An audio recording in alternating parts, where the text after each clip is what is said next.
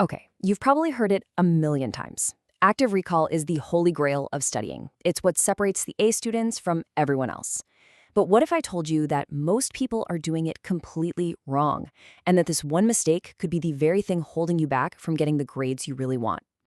So here's what we're going to cover. First, we'll expose the active recall illusion. Then, we'll look at the hard science, the brain's heavy lifting. After that, we'll set some rules of engagement. We'll talk about smarter tools, not just harder ones. And finally, we'll figure out how to make it all stick.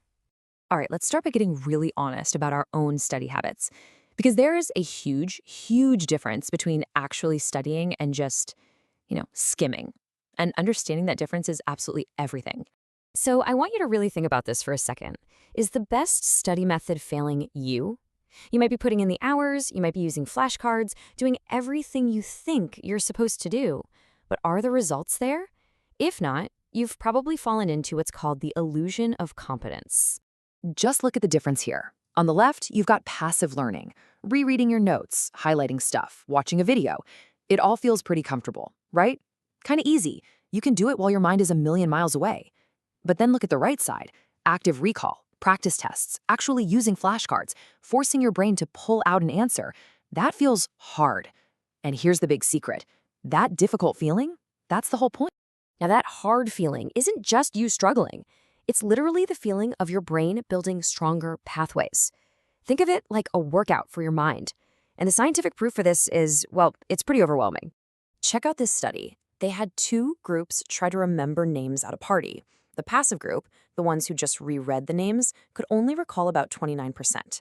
But the active recall group, the ones who actually tested themselves, they remembered 57%.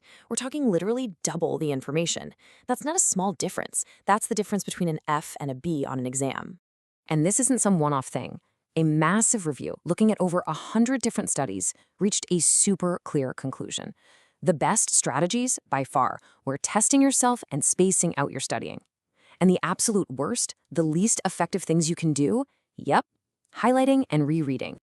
So this brings us to the most important part of this whole thing. You have to learn how to embrace that mental struggle, that burn. It's a total mindset shift.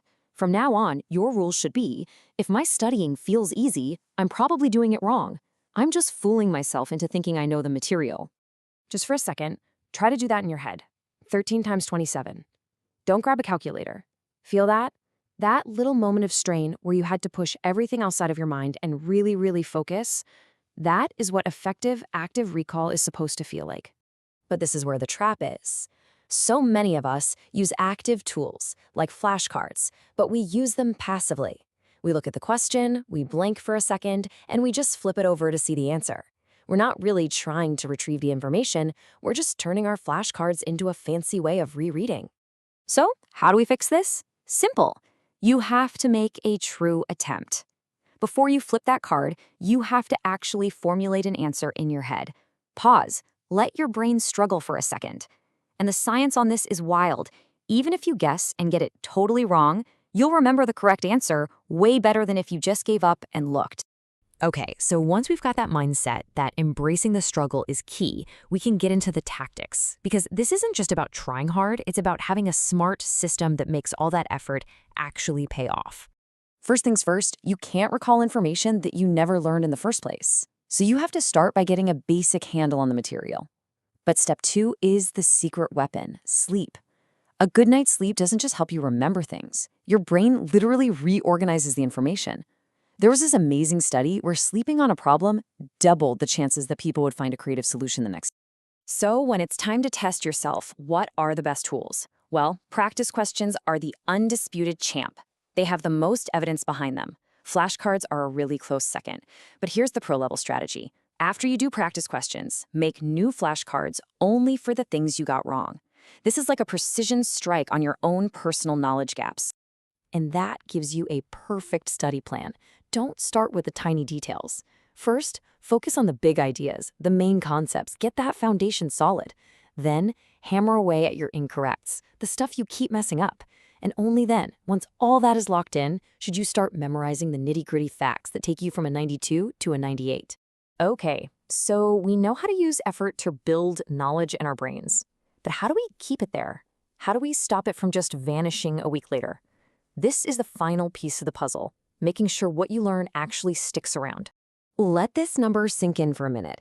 You can forget up to 2/3, 66%, of new information by the very next day.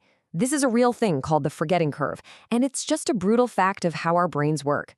But we have a powerful weapon to fight the forgetting curve, and it's called spaced repetition. It's a really simple idea.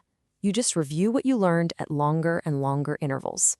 Each time you review, you interrupt that forgetting process and drive the information deeper and deeper into your long-term memory. So what does that look like? Something like this. You test yourself on day 1. Then you wait a couple of days and do it again. Then you wait a few more days and then maybe a week or two. You're not cramming, you're strategically reminding your brain right before it's about to forget. This is how you make sure that knowledge is still there when you need it for the final exam. So we've seen the science, we've seen the common mistakes, and we've laid out a real, actionable game plan. The only question left is, are you ready to stop just going through the motions? Are you ready to embrace the effort and finally start truly learning?